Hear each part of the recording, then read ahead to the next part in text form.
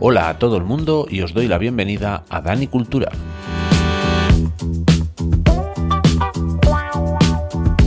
El podcast que con una visión permacultural va a tratar diferentes temas que seguro que te interesan.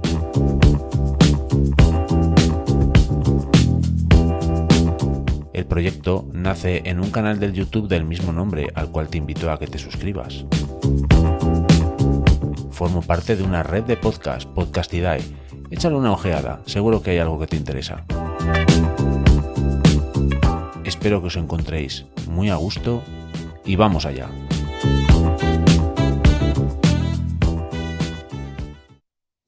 Hola a todo el mundo y efectivamente bienvenidos a un nuevo episodio de Dani Cultura. Hoy voy a tratar un tema que yo cuando lo descubrí dije, vaya movida. Es un tema a mí me resulta un tema interesantísimo, la verdad. Y lo descubrí pues por casualidad. Os voy a poner antecedentes. A mí me gusta hacer cursos, pues cursos así de formación, pues de diferentes cosas. La verdad que últimamente todos muy encaminados pues a rollos de agricultura regenerativa y cosas así. Aparte de, mis estudios de permacultura, por supuesto. La cuestión es que una vez vi un curso de formación, pues que, me apunté porque dije, ¿por qué no? ¿Qué puede salir mal? Y el curso era de gestión de pastos. Yo no tengo ni ganado ni pastos, pero me pareció interesante. Bueno, sí, interesante. La cosa es que me apunté. Y dentro del curso descubrí que era un mundo, ¿qué digo interesante? Un mundo apasionante. Así a priori, antes de empezar a descubrir de lo que iba a tratar el curso, pues podía pensar, es que esto no sé yo si me va a aportar a mí mucho. Me aportó y vaya que sí me aportó. De hecho, aprendí muchas cosas de permacultura. Así de entrada, a priori no parecía que tuviese mucho que ver, pero descubrí que sí, porque claro, era una gestión de pastos, podríamos decir que efectivamente regenerativa o que cubría muchas de esas éticas, por no decir todas, de las éticas de la permacultura que como siempre que tengo la oportunidad os las cuelo. Las éticas de la permacultura, ya sabéis, los que soléis escucharme, son cuidado del planeta, cuidado de las personas y un reparto justo. Y resulta que en este curso de gestión de pastos se cubrían muchas de estas necesidades, de estas éticas, y creo recordar que fue durante el segundo día, porque fueron 3 días, me parece, creo recordar, pero sí fue durante el segundo día, entró dentro de la formación algo que a mí me resultó, como os digo, alucinante. Y ese algo se llamaba PRV, que son las siglas de el pastoreo racional Boissin. Y este pastoreo racional Boissin, eso de Boissin, ¿qué es? ¿Qué es? Pues no es qué es, sino quién es. Boissin era una persona, un señor francés, André Boissin, y él ideó una manera de pastoreo de animales en campos, en pastos y tal. No sé cómo definirla. Revolucionaria sin duda.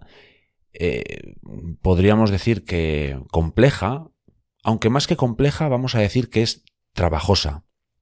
Es trabajosa, pero muy beneficiosa tanto para los animales como para los ganaderos que tienen que ganarse la vida con ese tema, esa manera de ganarse la vida, valga la redundancia, que es la ganadería, y necesitan una producción y que los animales se alimenten bien, tengan unos alimentos sanos, nutritivos y que les genere producción, tanto de leche como de carne, como de lo que sea.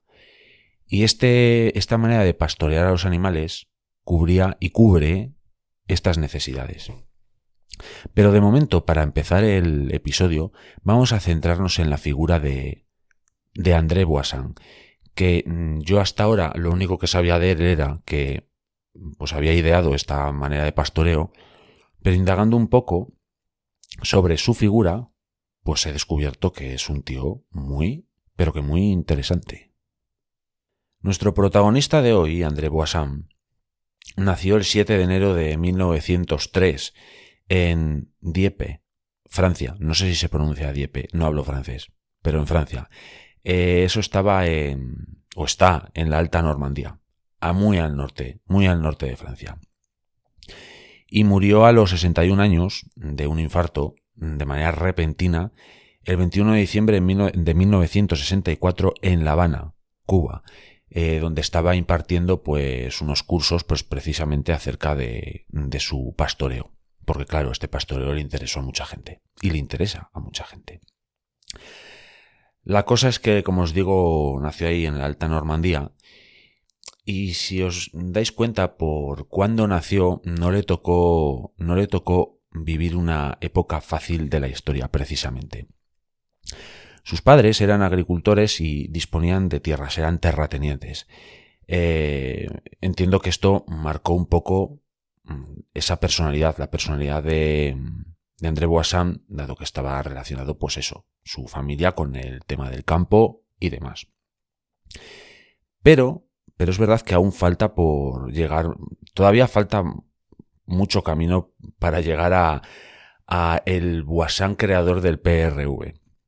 Porque primero me parece interesante centrarnos en que Voisin realizó el servicio militar en la Marina y en 1924 se graduó como bioquímico en París y comenzó a trabajar en la industria del caucho. ¿Por qué cito el hecho de que hizo el servicio militar y todo esto? Bueno, la verdad es que por aquel entonces no lo he buscado, pero vamos, entiendo que sería obligatorio. Además, en esa época, como os podéis imaginar, un poco convulsa en cuanto a guerras en Europa, pues seguramente todos tenían que hacer la mili, el servicio militar.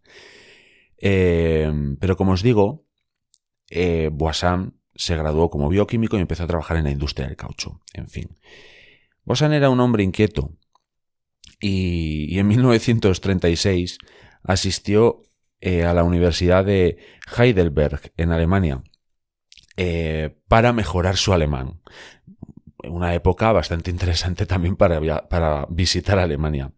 Pero bueno, vaya que sí lo mejoró. De hecho, fue nombrado ciudadano honorario de la ciudad de Heidelberg, que por cierto está situado al norte de Karlsruhe. Si os dais cuenta por los años, si fue a mejorar su alemán a Heidelberg en 1936, estaba a punto de suceder algo que marcaría mucho y marca mucho la historia del mundo, de Europa, de Alemania y de Francia y de todos, que era la Segunda Guerra Mundial, porque en 1939 eso es lo que ocurrió, estalló la Segunda Guerra Mundial.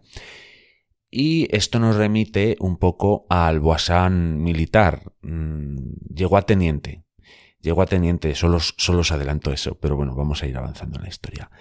La cosa es que cuando estalló la Segunda Guerra Mundial, Voisin deja su puesto de trabajo en la industria del caucho y se une a la milicia francesa.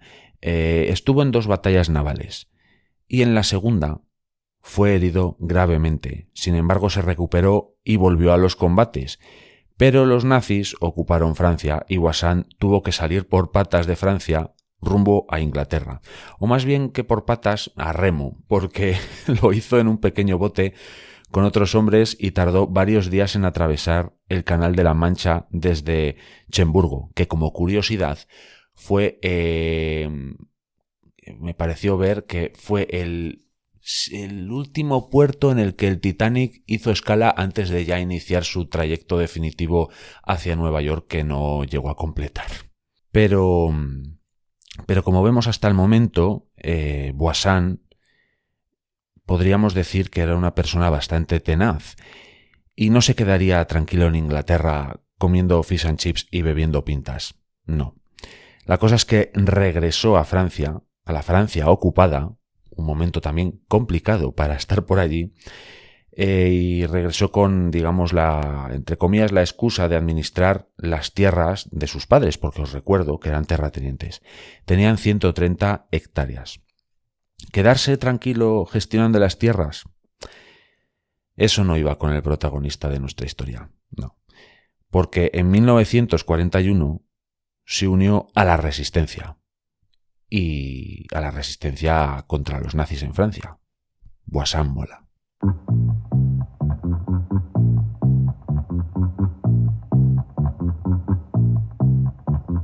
Boissin en la resistencia pues no tendría una estancia testimonial, por decir que se apuntó a la resistencia.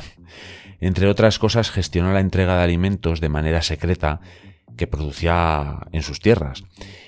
También hizo de intérprete del alcalde con los nazis, con los alemanes, porque os recuerdo que había ido a perfeccionar su alemán a Alemania y le habían hecho ciudadano predilecto de la ciudad donde fue, así que imaginaos si hablaba alemán. Y además en 1943 evitó que a un granjero le fusilaran los nazis. En fin, Boissin estaba aprovechando el tiempo.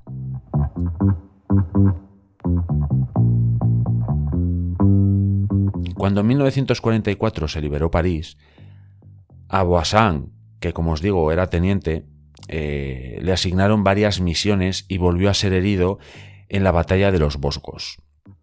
Al terminar la guerra en 1945, Boissin ya contaba con 42 años y ya había hecho cositas hasta esa edad, la verdad. Incluso casarse en 1943. Y es aquí donde empieza la historia del Boissin de campo, del Boissin de agricultura y ganadería. Es justo en este momento.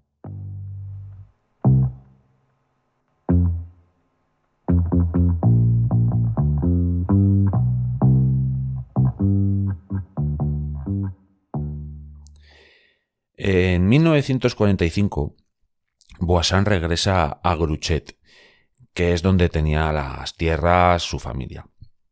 Y es donde retoma su verdadera pasión, que no era combatir a los nazis precisamente, aunque se le dio bastante bien. Pero su verdadera pasión era la agricultura. La guerra había terminado y Boissin tenía delante de él pastos y ganado. Y él, hombre curioso y observador, se dio cuenta de una cosa o de varias, cosas. Él observó diferencias entre el ganado que era cebado con heno, con ya sabéis, la hierba cortada sin más, y el ganado que estaba pues pastando en los prados. Se dio cuenta de que el ganado que pastaba en libertad, entre comillas eso de la libertad, pues que va buscando las partes de hierba que más le gustan, mientras que claro, el ganado que está estabulado comía pues lo que recibía. La hierba en el punto de corte que le hubiese tocado a esa hierba y punto. Al buscar información al respecto, Boissin se percató de que había estudios relacionados tanto con el cultivo de los prados, de las gramíneas, de los prados, y que por otro lado había también estudios relacionados con la alimentación de los animales, pero no había algo que uniese ambos mundos. Es decir, no había ningún estudio que estudiase cómo los animales pues comían, por qué comían ni cómo comían. No había un estudio que, digamos, aunase tanto lo que es la hierba como los animales. No lo había.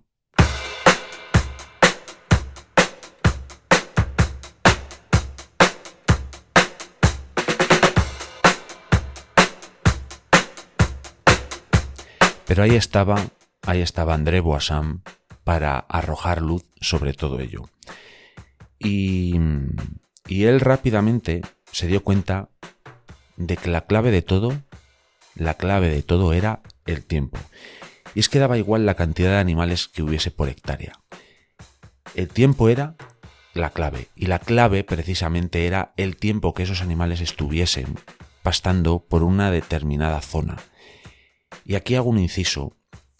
y así vais tomando aire, vais bebiendo un sorbito a vuestro café, vuestra infusión favorita, y hago un inciso para agradeceros precisamente el tiempo que le dedicáis a escuchar los podcasts, los podcasts de los capítulos del podcast, ver mis vídeos del YouTube, que si por cierto me estás descubriendo ahora porque estabas en Podcastidae tranquilamente viendo o escuchando tus podcasts habituales y de repente has dicho, anda, si hay uno nuevo, se llama Danicultura, y lo has ido a escuchar y me has descubierto, que sepas que también estoy en el YouTube, hago vídeos también. Y hay un grupo del Telegram en el que la comunidad de Danicultura es muy activa y además nos ayudamos entre todos y aprendemos muchísimas cosas unas de otras. Es una comunidad que a mí me parece fantástica y genial. Casi es la razón por la que hago todo esto, porque es que me encanta. Comenta donde puedas, en los vídeos, aquí en el capítulo del podcast, en la plataforma en la que estés. Quiero ver vuestro feedback, que se llama. Y después de este pequeño momento de spam, vamos a continuar con esta historia del PRV. A ver cómo evoluciona esto, porque Boissan, como veis, es un tipo pero que muy interesante.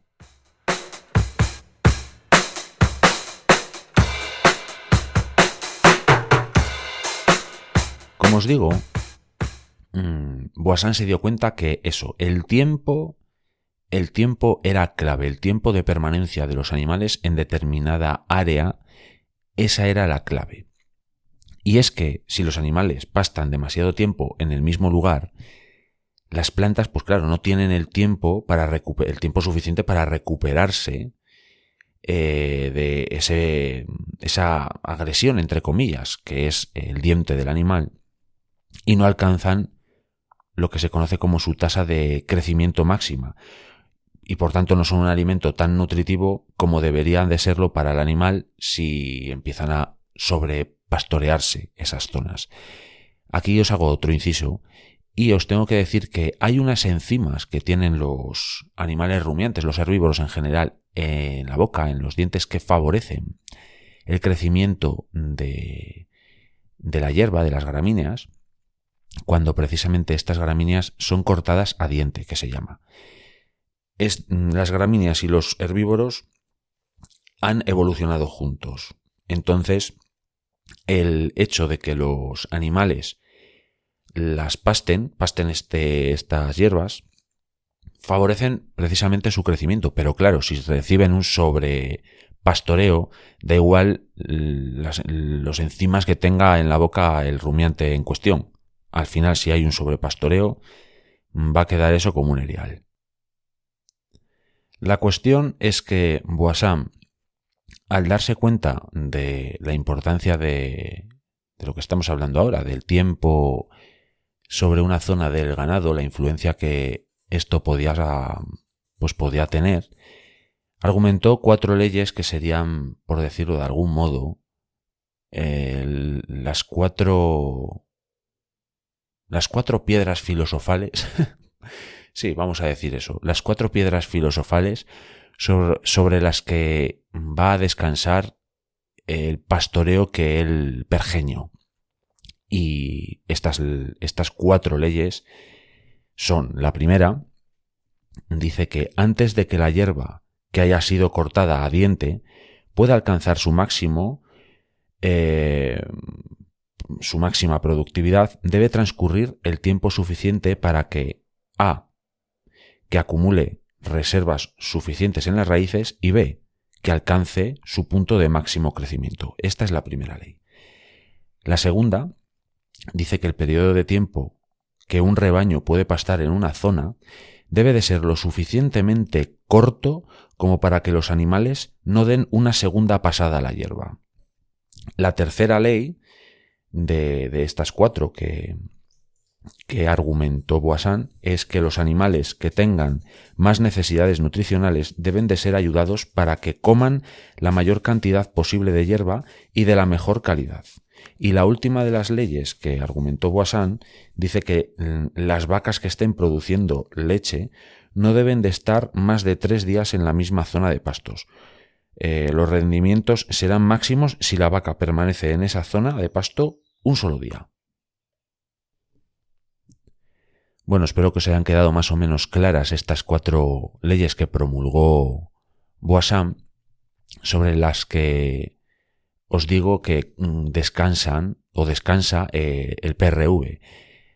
Sobre esto construyó él, Voisin, nuestro protagonista de hoy, nuestro héroe de la resistencia, nuestro militar condecorado, nuestro experto hablante de alemán. Pues sobre esto, André Voisin, construyó o ideó un pastoreo, el PRV. El boasanismo, que es como se llama, el pastoreo racional Voisin, el PRV. Sobre estas leyes sobre las que construyó todo eso. Si se ve cómo funciona este tipo de pastoreo, que ahora os voy a pasar a intentar explicar, si lo veis, claramente sabes en qué se basa. Pero es verdad que yo, desde que hice aquel curso de gestión de pastos, me di cuenta de que era algo muy trabajoso. La verdad es que es un tema que te lleva mucho tiempo. Pero claro, una vez que lo entiendes, te das cuenta que, claro, gracias a él te vas a ahorrar otro tipo de cosas. Lo que gastas en tiempo seguramente lo ahorres en insumos, en meterle cosas al pasto e incluso en aportar alimentación extra al ganado. Ahora lo entenderéis por qué. ¿Y qué es el PRV? Propiamente dicho, pues el PRV podríamos decir que es un pastoreo rotacional que regenera el suelo sin insumos ni venenos y que además es más rentable que los demás métodos de pastoreo.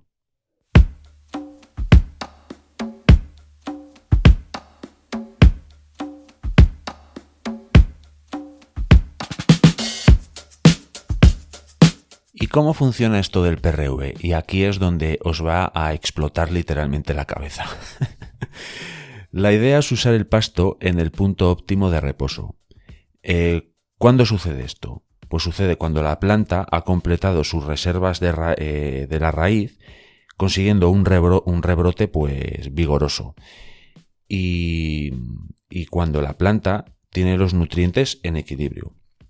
Y aquí es donde os va a explotar la cabeza.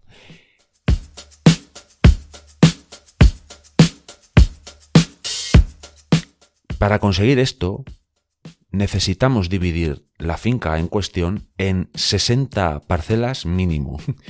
Y es que hay que pastorear a los animales de parcela en parcela en busca de aquella que esté precisamente en ese punto óptimo de reposo. Es decir, y aquí es donde está el tema del pastoreo rotacional.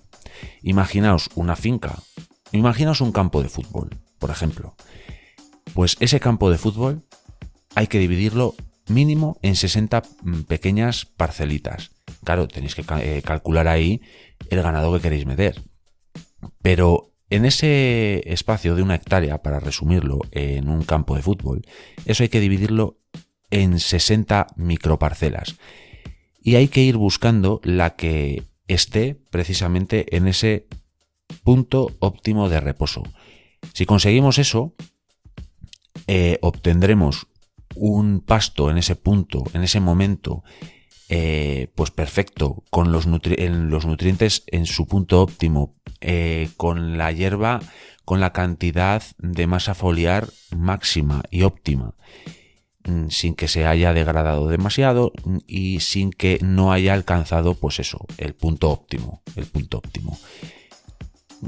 Consiguiendo esto, pues damos al ganado unos nutrientes excelentes para él, y además el ganado deja que el pasto precisamente se recupere a la perfección, y además hemos conseguido que el ganado haya abonado y descompactado el suelo y lo haya dejado perfecto para que siga rebrotando con una cantidad de nutrientes en el suelo perfecta.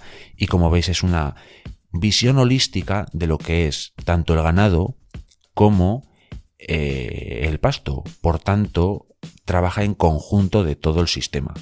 Y esto prácticamente es permacultura pura.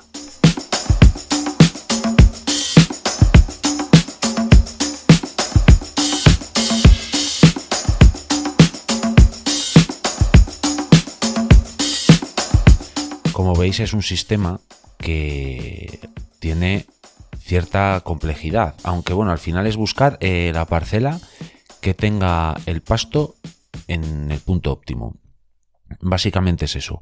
El tema es que es trabajoso y encontrar precisamente la parcela que está en el, pues eso, en el punto óptimo de reposo, se le conoce como el arte de saber saltar. Es como se le denomina dentro de este buasanismo. ¿Por qué? Porque claro, lo ideal sería que si tenemos el ganado en una parcela, al día siguiente sea la parcela justo contigua, ¿no? Bueno, pues esto en la práctica no es así. Igual está en la otra punta de la finca. Y entonces tienes que andar moviendo el ganado y tal. Como os digo, es trabajoso. Sin embargo, es muchísimo más beneficioso para el medio ambiente, para el suelo, para el ganado en sí y para la producción que cualquier otro sistema de pastoreo. De hecho, cuando se practica de manera correcta el PRV, se maximiza la oferta forrajera, lo cual nos permite aumentar la carga ganadera. De esta manera, se aportará más materia orgánica al suelo, estimulando su biocenosis y, por consiguiente, veremos aumentar la fertilidad del suelo. Y esto no lo digo yo, se lee claramente en la página web de Agricultura Regenerativa, www.agriculturaregenerativa.es. Ahí podéis conocer bastante mejor en qué se basa el tema este del PRV. De hecho, hay una foto que mola mucho, que es una parcela dividida, o sea, una finca dividida en muchas pequeñas parcelas. Claro, si por ejemplo tenéis que entender que si en una pequeña parcela la cantidad de alimento y la calidad de ese alimento es muchísimo mayor, cada vez puedes introducir más animales. Hasta un límite, claro. Esto aquí nos hemos encontrado también un poco con el límite. Nos encontramos con el límite de producción biofísica de tanto del suelo como de la hierba, pero claro, ahí es donde entra en colisión con el sistema económico actual, el sistema capitalista de más y más y más y más. Claro, esto hay que entender que no. Hay un momento en que no se puede meter más animales. Esto es así. O puedes meter más animales, pero tienes que ampliar las fincas. Pero esto llega a un límite. Hay que saber dónde están esos límites. Y es que este sistema se puede aplicar en todos los ambientes y climas que habidos y por haber prácticamente. De hecho, hasta la fecha se han desarrollado más de 240 proyectos que llevan este manejo. Bueno, que se sepa, porque después, por ejemplo, en Brasil hay muchísimas e innumerables pequeños proyectos familiares que llevan este tipo de manejo del ganado, este PRV. Pero por poner un ejemplo que también podéis ver en la página web de Agricultura Regenerativa, está el proyecto Alegría en Porto Alegre, en Brasil, que lleva 38 años con este manejo. También está el proyecto Bio Bio en la Patagonia chilena, con condiciones muy adversas y tienen buenos resultados.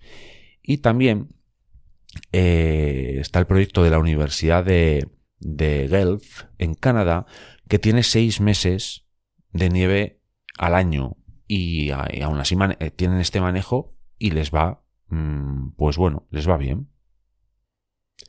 Como seguramente podáis entrever, una de las mayores dificultades a la hora de introducir este manejo, el PRV, en una explotación agroganadera, pues puede ser el lío de cercas que puedes acabar teniendo, porque si una finca la tienes que dividir en 60 pequeñas parcelas, pues imaginaos el lío de cercas que tenéis que montar. Pero a mediados de los años 80, porque claro, este PRV, recordad que Buasan murió, voy a consultar para no confundirme con el año exactamente, pero Voisin, murió en 1964. Este sistema ha ido evolucionando en base siempre a las 4 leyes que promulgó André Voisin. Pero como os digo, en la década de los 80, pues empezó a potenciar, a perfeccionar, digamos, los pastores eléctricos.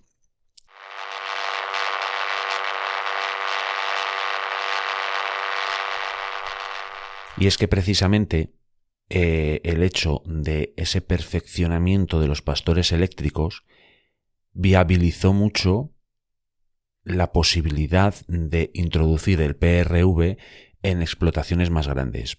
¿Por qué? Porque a nada que hayáis intentado hacer un cerramiento de una finca, os daréis cuenta de que es algo muy caro.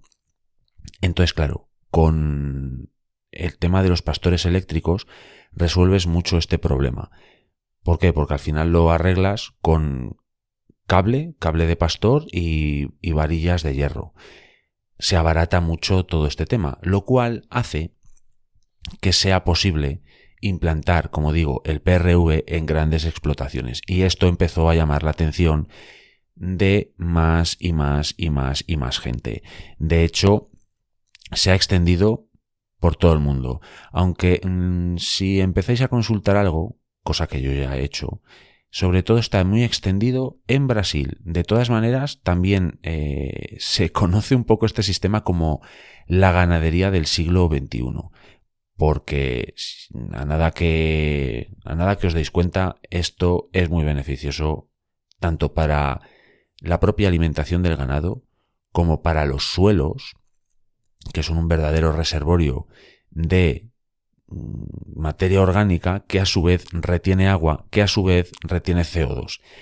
Así que todo este sistema es una mirada holística de todo el ecosistema, de todo el sistema, que redunda en beneficio tanto del ganado como del medio ambiente, como del propio ganadero. Así que ya me diréis vosotras y ya me diréis vosotros si esto no cumple las 3 éticas de la permacultura que ahora os vuelvo a colar. Cuidado del planeta, cuidado de las personas y un reparto justo.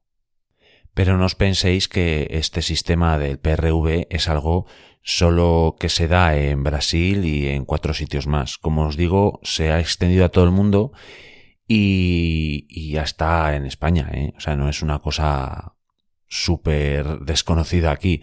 De hecho, como os dije al principio, yo hice un curso que me lo impartieron varias personas y una de esas personas, una chica americana, Megan Sapp, tiene junto con su pareja en la zona de Navarra un rancho americano en el valle de Imots. Se llama Curly Creek. De hecho, podéis consultar la cantidad de sitios que manejan este pastoreo, este PRV, este pastoreo racional Voisin. En la página de agriculturaregenerativa.es tienen una pestaña en la que pone mapa y tú vas al mapa y ves la cantidad de granjas que manejan este sistema rotacional, este pastoreo. Hay muchísimas personas que ya han dado el paso para hacer este tipo de manejo. Mi profesora, la que me enseñó esto, Megan Sapp, que es como se llama esta chica, pues bueno, nos dio una clase magistral al respecto, porque claro, entre otras cosas ella lo practica. Y claro, ya no solo la mejora de los pastores eléctricos han posibilitado digamos la mejor difusión de este PRV, del boisanismo, sino que por ejemplo ella nos enseñó que claro, este tema lo llevaba con un programa informático, vamos, un Excel, ¿eh? O sea, no penséis que era una cosa súper compleja, era un Excel en el que, claro, ahí situaba donde habían estado pastoreando al ganado, en qué día, cuándo, cómo iba evolucionando esos pastos y demás. Es un sistema que, como os digo, más que complejo, es laborioso, pero que genera muchísimos beneficios a todas las partes implicadas, como os dije hace un momento, ganadero, animales, medio ambiente, todo lo que implica este pastoreo es beneficioso. Por tanto, cuando ahora, por ejemplo, tengáis ganas de comer carne, podéis empezar a valorar otras cosas, como por ejemplo cómo es el manejo que se ha llevado del ganado en cuestión. La carne de por sí no es mala, no es como ahora todo el mundo, mucha gente dice, eso es contaminante, eso es malísimo la carne. Bueno, depende del manejo. Depende del manejo porque claro, si estamos hablando de una macrogranja absolutamente gigante en el que son animales que no han visto la luz del sol jamás y cosas así, pues imaginaos, tanto el gasto energético en electricidad como el gasto de agua y todo, y bueno, por no hablar del bienestar animal, claro, esa carne es, a ver si podemos decirlo así suave, es mierda. En muchos sentidos, tanto nutricionalmente como medioambientalmente, como éticamente. Eso es malísimo. Sin embargo, un pastoreo bien llevado, como es este caso, el PRV, pues esa carne no es ni tan contaminante ni mala. En el sentido, después, oye, cada uno puede tomar las decisiones de veganismo, de vegetarianismo, etcétera, y es todo muy respetable. Pero si compras carne y comes carne de manera habitual o de vez en cuando, como es mi caso, yo no como mucha carne, pero sí como carne. Yo sí que me intento informar de cómo ha sido producida. Eso lo consigue sobre todo con el tema del pequeño comercio. Si vas a un supermercado, pues claro, ahí compras lo que casi te echan. Pero es verdad que en el pequeño comercio, en la carnicería del barrio, tienes una cercanía. Es como que acortas la distancia entre el ganado y el consumidor final, que en este caso somos nosotros. Ese es el consejo también que os quiero dar hoy. Hay que mirar cómo se producen las cosas, cómo se ha producido la carne que vamos a consumir. Y eso redunda también en beneficio tanto de las personas como del planeta y genera un reparto justo porque al final el dinero va más a la gente de tu alrededor. Y poco más que añadir hoy. Este PRV espero que os haya hecho reflexionar acerca de la producción de alimentos, de cómo puede ser cómo es posible una mejor producción de carne y que hay muchas alternativas, no solo las granjas a las que muchas veces estamos acostumbrados o las que nos ponen en la televisión para que veamos. Hay otras alternativas y hay alternativas que ya se están produciendo, podríamos decir casi ya a gran escala, porque este PRV se extiende como la pólvora. Pero claro, cuesta dar el paso. Así que nada, espero que os haya gustado el capítulo de hoy. Espero que os haya abierto la mente como me la abrió a mí esta exposición de este sistema de pastoreo, porque a mí me voló la cabeza, porque yo no lo conocía y me parece una pasada. Y espero veros por aquí en más ocasiones. Espero que os haya gustado este podcast si lo habéis descubierto hace poco o sencillamente hoy. Recordad, también estoy en el YouTube, en Dani Cultura, también el mismo nombre. Y si habéis escuchado este podcast, seguramente los vídeos que cuelgo allí en el canal de YouTube también os interesen. Además, os recuerdo que vayáis a uniros al grupo del Telegram, en el que la comunidad es genial. Aprendemos mucho y ahí hablamos de muchos temas, desde fermentación hasta cosas de huerto, hasta, bueno, muchas cosas. Hablamos de muchas cosas y también lo pasamos bien. Y nada, suscribíos donde podáis suscribíos en las plataformas de podcast que uséis, darle al like, comentad donde podáis y nos vemos en el siguiente episodio de Dani Cultura Podcast. Chao, nos vemos, gracias.